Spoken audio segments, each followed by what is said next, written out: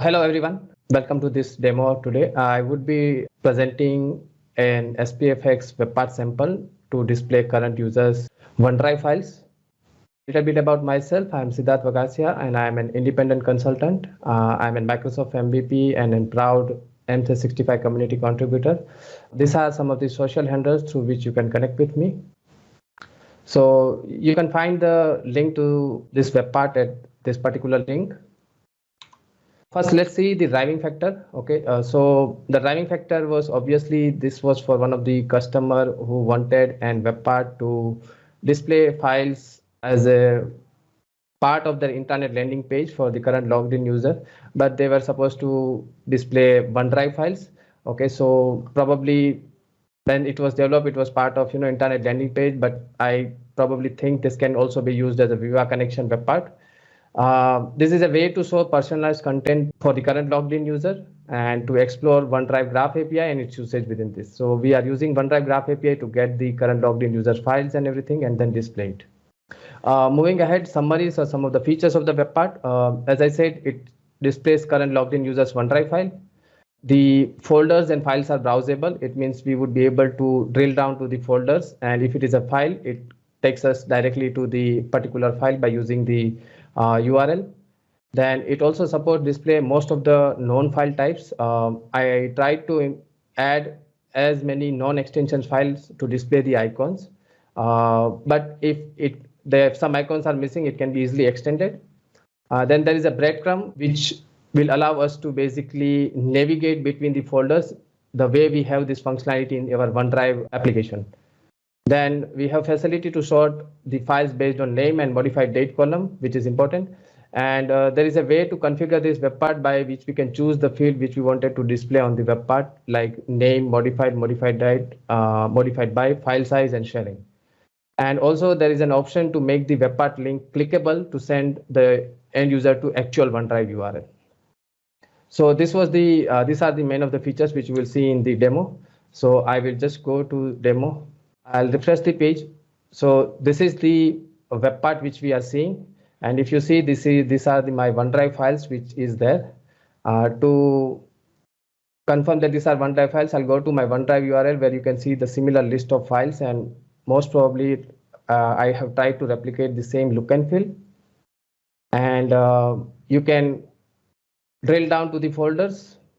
Within folders, if it is a file, you click on it, it will take you to that particular file. You can use the breadcrumb to navigate to different folders and the root files. Then you can sort by name and modified. Also, you can see that there are different types of icons which are being supported, different types of files. Okay.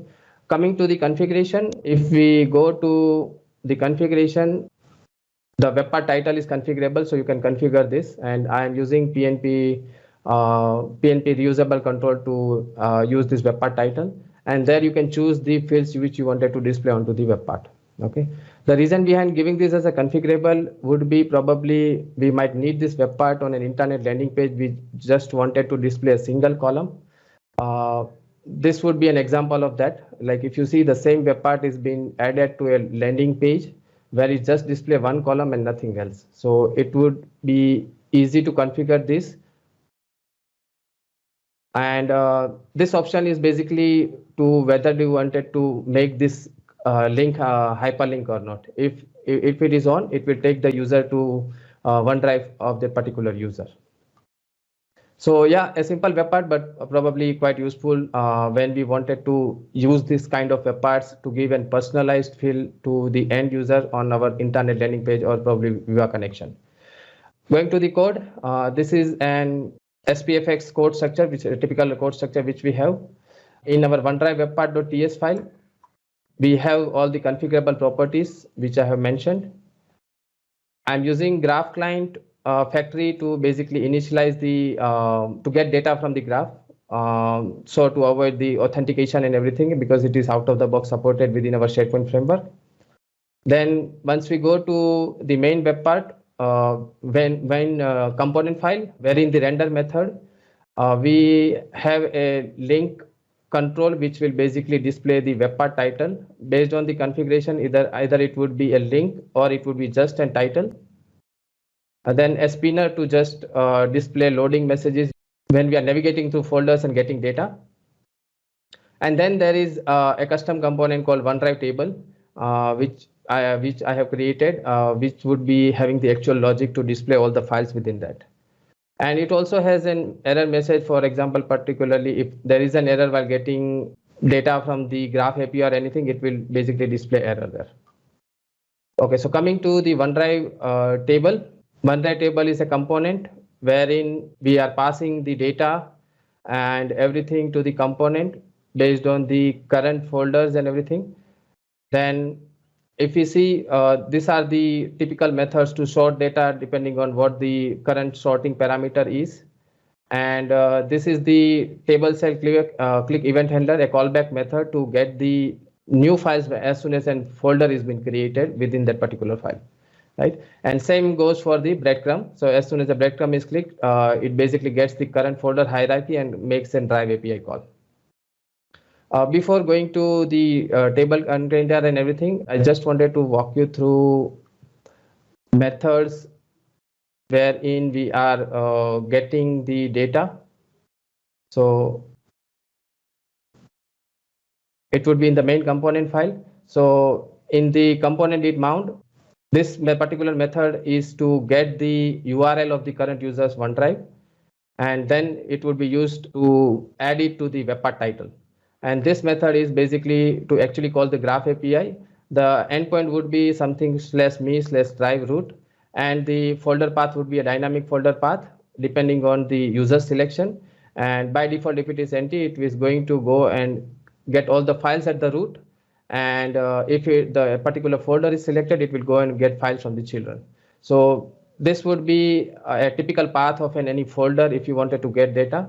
And if it is a subfolder, it would be something like this, the way the data would be get. So basically what we have to maintain as a part of our state is the current selected folder path. And this method takes up from dynamically getting data within that particular folder.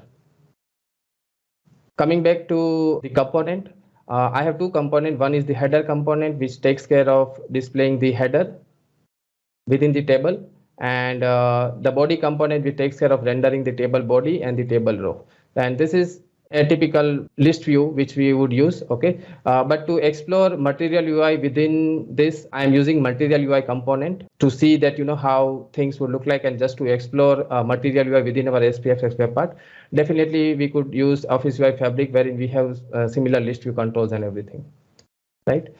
Other than that, just one thing which I would like to highlight is, as we are using Graph API, this web part would require two permissions, which would be file read and file.readAll, which would be a dedicated permission as we are getting the files from the current logged in user.